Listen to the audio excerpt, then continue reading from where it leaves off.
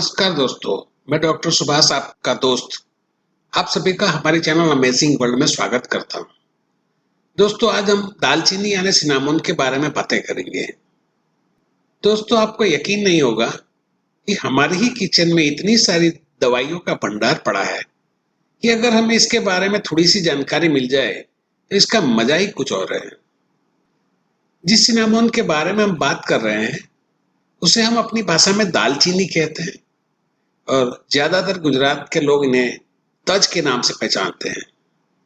दालचीनी एक ऐसी मीठी माइल्ड सुगंध वाली स्पाइस है जो आपके मूड को काफी अच्छा बनाती है। यकीन नहीं होता है तो एक बार इसे सूंघकर देख लेना। लेकिन इसके इस्तेमाल के बारे में पूरी तरह हम नहीं जानते। हमें पूरी तरह पता नहीं होने की वजह से हमें कई बार फायदे के बजाय नुकसान ज्यादा हो जाता है। तो आज हम ये जानने की कोशिश करेंगे कि हमें कब कितनी मात्रा में दालचीनी का प्रयोग करना चाहिए। चलिए सबसे पहले ये जान लेते हैं कि दालचीनी कितने प्रकार की होती है। अब आप कहेंगे दालचीनी में कौन से प्रकार आ गए, वो तो एक लकड़ी होती है। मगर ऐसा नहीं है। दालचीनी सामान्य तौर पर 4 प्रकार की होती है। पहली दालचीनी, जिनको सिलोन दालचीनी के नाम से जानते हैं, वो श्रीलंका में पाई जाती है। दूसरी इंडोनेशियन दालचीनी है। तीसरी वियतनामीज दालचीनी है और चौथी कैसिया दालचीनी है, या तो इसे चाइनीज दालचीनी भी कहते हैं। सिलोन दालचीनी को सबसे अच्छा माना जाता है। महंगी होने के बावजूद लोग इस दालचीनी को इसके स्वाद और गुणों के लिए खरीदना पसंद करते हैं। दालचीनी में एंटीऑक्सीडेंट्स भरपूर मात्रा में पाए जाते हैं।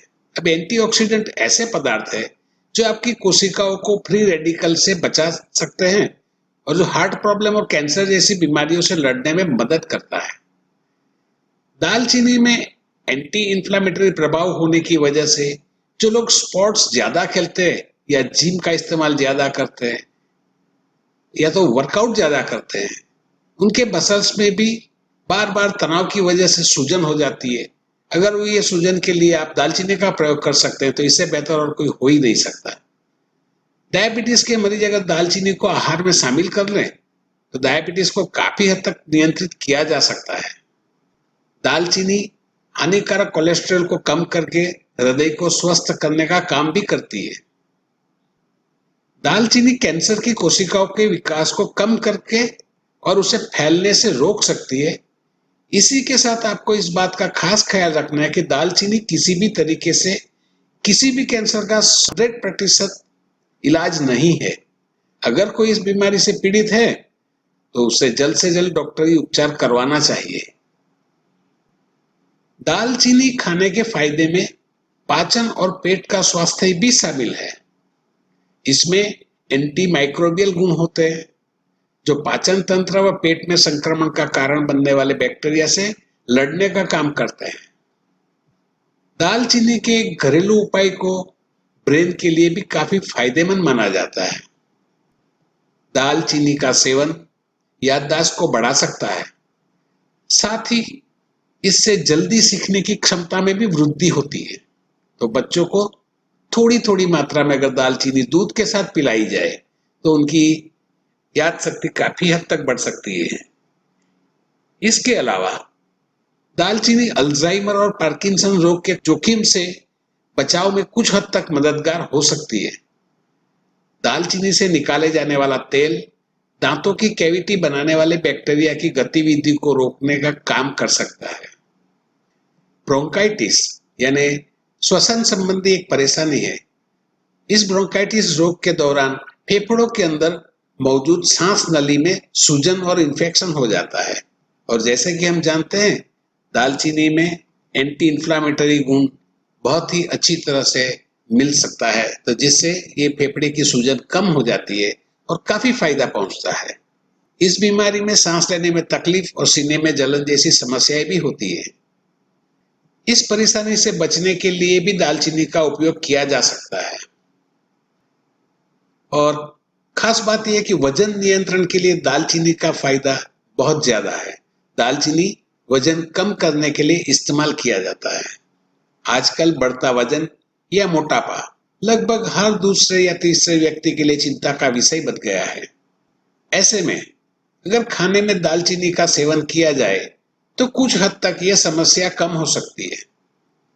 दालचीनी त्वचा को जवां बनाए रखती है क्योंकि यह कोलेजन को नष्ट होने से बचाती है और त्वचा के लचीलेपन को बरकरार रख सकती है।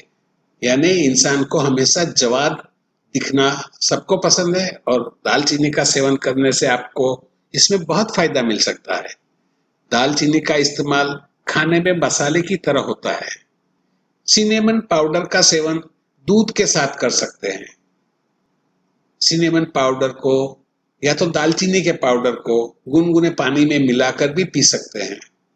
दालचीनी को शहद के साथ मिलाकर चेहरे पर लगा सकते हैं। दालचीनी को हर्बल टी या काढ़ा बनाते समय भी डाल सकते हैं। दालचीनी को उबालकर इसके पानी से बालों को धोया जा सकता है। दालचीनी का उपयोग च्यवनप्राश बनाने के लिए भी किया जाता है। इसका दैनिक सेवन 2 से 3 ग्राम से ज्यादा शरीर के लिए हानिकारक हो सकता है। और हाँ, इसे लगातार न खाएं। 1 या 2 महीने के बाद कम से कम 15 दिन का गैप जरूर रखें और फिर वापस आप 2-3 महीने के लिए इस्तेमाल कर सकते हैं। फिर 15-20 दिन का गैप रख सकते हैं। इस तरह इसका इस्तेमाल किया जाता है।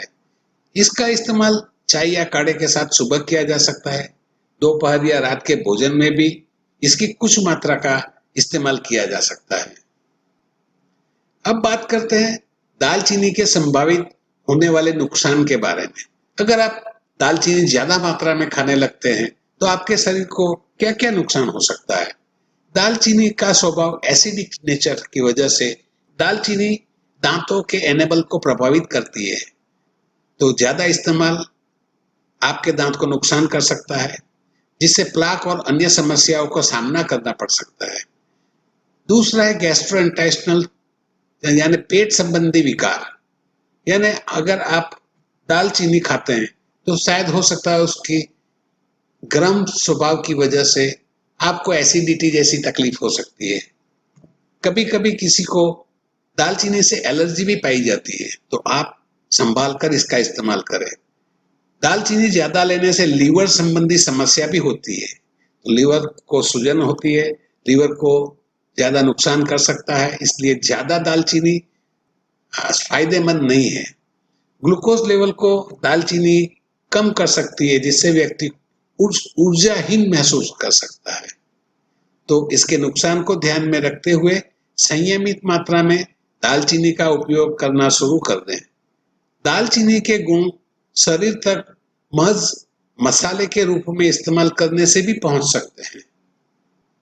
दूसरी बात है, अगर आप दालचीनी खरीदना चाहते हैं तो हमेशा दालचीनी साबुत ही खरीदें। दालचीनी कभी पाउडर फॉर्म में न खरीदें, क्योंकि पाउडर फॉर्म में खरीदी गई दालचीनी में कुछ न कुछ एडल्ट्रेशन यानी मिश्रण हो सकता है। जबकि आप दालचीनी साबुत लाएंगे, अपने घर में उसको पीस के मसाला बनाएंगे, तो आपको खुद को पता है कि ये दालचीनी मैंने खुद खरीदी है और बहुत फायदेमंद रहेगा। वीडियो अगर पसंद आई हो तो लाइक और सब्सक्राइब जरूर करें। फिर मिलते हैं नई वीडियो के साथ। आपका दोस्त डॉक्टर सुभाष। वीडियो देखने के लिए आपका धन्यवाद।